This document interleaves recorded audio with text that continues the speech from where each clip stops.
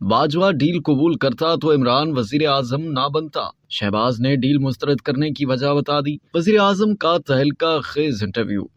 वजीर आजम शहबाज शरीफ ने कहा कि मैंने जनरल बाजवा की डील मुस्तरद कर दी थी। अगर मैं 2018 के इलेक्शन से पहले उनकी वजीर आजम बनने की पेशकश कबूल कर लेता तो उस वक्त इमरान खान वजीर आजम नहीं बनते। जियो न्यूज के प्रोग्राम कैपिटल टॉक में मेजबान हामिद मीर को इंटरव्यू देते हुए वजीर आजम ने कहा कि एक मीटिंग में जनरल रिटायर्ड कमर जावेद बाजवा और जनरल रिटायर्ड फैज हमीद मौजूद थे, जहां मुझे ऐसी पेशकश हुई थी, लेकिन मैंने आखिर में बगैर किसी का नाम लिए इस मुलाकात में कहा था कि नवाज शरीफ मेरे बड़े भाई हैं। अगर कोई समझता है कि मैं अपने भाई को छुरा घोंप कर वजीर आजम बन जाऊं तो ऐसी वजारत उज़्मा नहीं चाहिए। शहबाज शरीफ ने कहा कि अगर मैं वजारत उज़्मा का इनकार ना करता तो इमरान खान वजीर आजम ना बनता। उन्होंने कहा कि आज तक इमरान खान ने गिरफ्तारी से बचने की पूरी कोशिश की है। शहबाज शरीफ ने कहा कि राना सनाउल्लाह को जाली केस में गिरफ्तार किया गया और उनके केस में एक व्हाट्सएप मैसेज के जरिए जज को हटाया गया। शहबाज शरीफ ने कहा कि इमरान खान को याद होगा। शहबाज शरीफ ने कहा कि इमरान खान को याद हो कि नवाज शरीफ के सामने मरीम नवाज को गिरफ्तार किया गया, जबकि मैंने कहा था कि उनको घर से जरूर गिरफ्तार करें, वालिद के सामने नहीं। और इसी तरीके से आसिफ जरदारी की बहन फरियाल तालपुर को चांद रात को गिरफ्तार किया गया और मॉडल टाउन में मेरी बेटियों के घर का घेराव किया गया, जिनका किसी केस से कोई ताल्लुक नहीं था। वजीर आजम ने कहा कि माजी में इस तरह किसी शख्स ने बड़े तकब्बुर के साथ अदालत से मुकाबला नहीं किया जिस तरह इमरान खान कर रहा है। उन्होंने कहा कि हमारी पार्टी रहनुमाओं पर रोजाना एहतसाब अदालत में मुकदमा चलता रहा और सब अदालतों में पेश होते रहे। उन्होंने कहा कि इमरान खान के खिलाफ मैंने कोई मुकदमा दर्ज नहीं कराया, ये तो कानून खुद हरकत में आया है, लेकिन ममनुआ फंडिंग केस फैक्ट फाइंडिंग की बुनियाद पर है। अगर कोई शहरी मुकदमा दर्ज करवाता है तो मुझसे नहीं पूछता।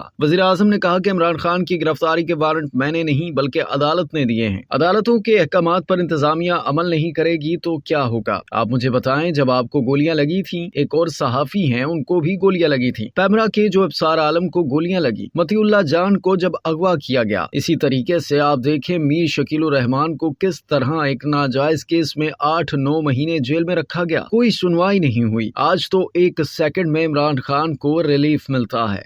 अब तक के लिए इतना ही। मजीद जानने के लिए सब्सक्राइब कीजिए डेली जंग यूट्यूब चैनल और लाइक कीजिए डेली जंग फेसबुक पेज।